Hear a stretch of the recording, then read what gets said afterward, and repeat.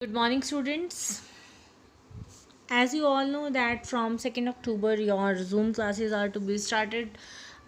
Then we are supposed to revise the chapters. Then from that class we will continue with the from 2nd of October we will continue with the chapter. So students, I have taken up chapter 2 from your economics portion for revision, sectors of the Indian economy. This chapter is very important from your examination point of view, because 3 marks question and 5 mark questions, they generally comes from this chapter. So sectors of the Indian economy. So students, we all know that our economy is divided into 3 sectors: primary, secondary, and then tertiary sector. Primary sector is also known as agriculture sector. Secondary sector is also known as industrial sector, or tertiary sector is also known as service sector. Primary sector, you know, see the picture. Natural produces natural goods, जो हमें naturally मिलते हैं, nature से मिल रहे हैं, fine. उसके बाद secondary sector, ये जो नेचुरल गुड्स हैं यहाँ पे ये as a raw material use होते हैं, ठीक है.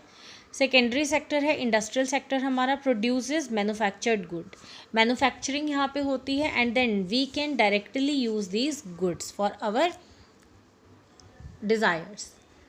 Then tertiary sectors, that is service sector, means we provide our service. अब ये देखो, ये ट्रक ड्राइवर ट्रक चला रहा है, that person is providing service. And here also you can see so many people are doing so many works, that means they are providing their services. So this is known as service sector. Okay, I am a teacher, I am also providing my services to you, so I am also working in a service sector. So then we have these work, these outs. ये तो हमने चलो कर भी लिए होंगे. इसमें बहुत एक इम्पॉर्टेंट चीज़ है, और ये क्वेश्चन भी आ जाता है कई बार, that how these sectors are interdependent. देखो, they are grouped into 3 different categories. Different categories में हमने इनको ग्रुप कर दिया, but still they are interdependent. How they are interdependent, I will tell you. देखो, प्राइमरी सेक्टर से हमें रॉ मटेरियल मिल रहा है, फाइन. उस रॉ मटेरियल से हम क्या कर रहे हैं, अपनी इंडस्ट्रियल सेक्टर को चला रहे हैं. इंडस्ट्रियल सेक्टर में वही रॉ मटेरियल यूज़ हो रहा है. अगर एग्रीकल्चर ना हो तो टेक्सटाइल इंडस्ट्री कैसे चलेगी? कॉटन ही नहीं बनेगा, जब कॉटन ही नहीं ग्रो होगा, राइट. और उसके बाद so many people are providing their services in industrial sector also. तो अगर एग्रीकल्चर सेक्टर नहीं है, प्राइमरी सेक्टर नहीं है, तो सेकेंडरी सेक्टर जो है हमारा, उसमें भी काम नहीं होगा, हमें रॉ मटेरियल ही नहीं मिलेगा, ठीक है. अब जब रॉ मटेरियल ही नहीं मिल रहा है तो कोई काम ही नहीं होगा, इंडस्ट्रीज ही बंद है, तो वर्क कहाँ से करेंगे हम, ठीक है. अब आप देखो, स्कूल का ये एग्जाम्पल लो. स्कूल में आप बेंचेस पे बैठते हो, बेंचेस भी तो किसी ने बनाए हैं, रॉ मटेरियल भी कहीं से मैन्युफैक्चर होके आए. जो उसमें नेल्स यूज़ होते हैं बेंचेस में, वो रॉ मटेरियल भी तो फैक्ट्रीज़ में बना है. और वो जो नेल्स उन्होंने बनाए, उसके लिए आयरन कहाँ से आया? माइंस में से आया. So that means these sectors are highly interdependent. Okay, even this book मैं आपको मोबाइल फ़ोन का यूज़ करके पढ़ा रही हूँ. सो ये मोबाइल फ़ोन क्या मैंने खुद बना लिया अपने लिए? नो. कहाँ बना है ये? इसकी मैन्युफैक्चरिंग कहाँ हुई है? मैन्युफैक्चरिंग इसकी हुई है इंडस्ट्री में. अब इंडस्ट्री वालों ने इसमें जो मटेरियल यूज़ किया है, जो भी मेटल इसमें यूज़ हुआ है, प्लास्टिक यूज़ हुआ है, जो भी कुछ यूज़ हुआ है, कहाँ से आया है वो? ह्यूमन बींग्स ने तो नहीं मैन्युफैक्चर किया, माइंस में से ही आया है. ओके.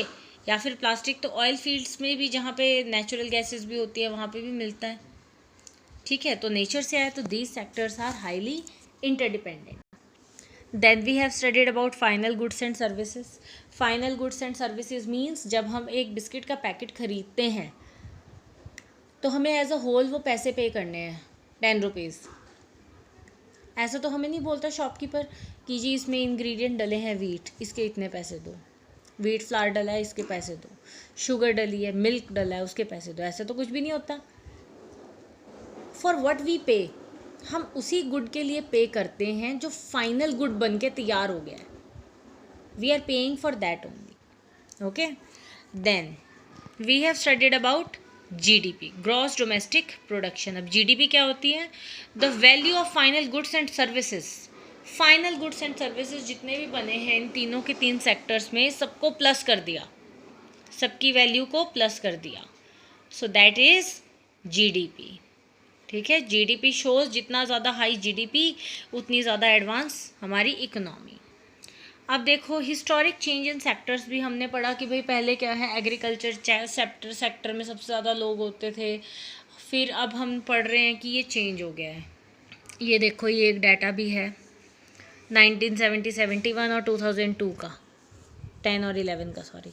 ये देखो यहाँ पे तो हमारी इकोनॉमी इतने से पे पहुँच रही है, ठीक है, हमारा जीडीपी इतना है। अब देखो इसमें सबसे ज़्यादा एग्रीकल्चर में, उसके बाद सर्विस सेक्टर, फिर बीच वाले में। अब यहाँ कहाँ है सबसे ज़्यादा, टर्शरी, फिर सेकेंडरी और फिर प्राइमरी।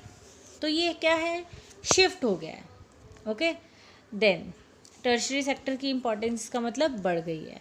और ऐसा माना जाता है कि जितनी ज़्यादा हमारी इकोनॉमी क्या होगी, ग्रो करेगी, जितनी ज़्यादा हमारी कंट्री डेवलप करेगी, उतने ही ज़्यादा लोग टर्शरी सेक्टर में काम करेंगे। डेवलप्ड कंट्रीज़ में सबसे ज़्यादा काम कहाँ होता है, टर्शरी सेक्टर में। Okay, so share of sectors, so 1970-71 में जीडीपी में सबसे ज़्यादा कौन शेयर दे रहा था अपना, एग्रीकल्चर, उसके बाद टर्शरी, देन सेकेंडरी। अब देखो यहाँ पे जीडीपी में सबसे ज़्यादा शेयर किसका है, टर्शरी सेक्टर का, उसके बाद सेकेंडरी का, उसके बाद प्राइमरी का। Now then students we have studied about underemployment also, unemployment, underemployment, ठीक है, हमने इस बारे में पढ़ा कि क्या क्या होती हैं। उसके बाद हमने डिस्कस्ड अनएम्प्लॉयमेंट के बारे में भी पढ़ा। अनएम्प्लॉयमेंट की एम्प्लॉयमेंट है ही नहीं, आप पढ़े लिखे हो, you are degree holder, you don't have work to do, that is unemployment. Under employment, आप ज़्यादा मतलब कि आप क्या हो, पीएचडी आपने की है, still you are doing a job of watchman, that is under employment.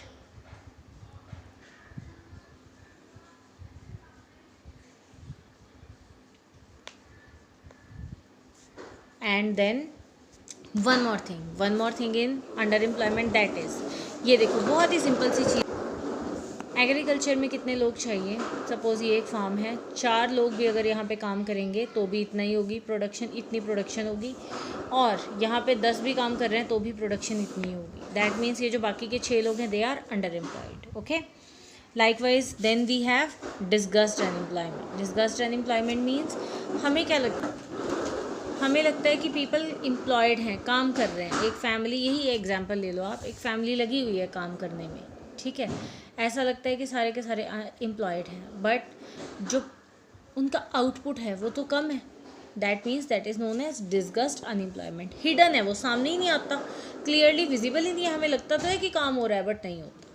ठीक है, so students I have revised the important parts of the chapter, and then in the next video we will take up the rest of the chapter as revision. ठीक है, from 2nd of October आपका क्या काम शुरू होगा, Zoom classes से, then we will resume the chapter. Thank you students, have a nice day.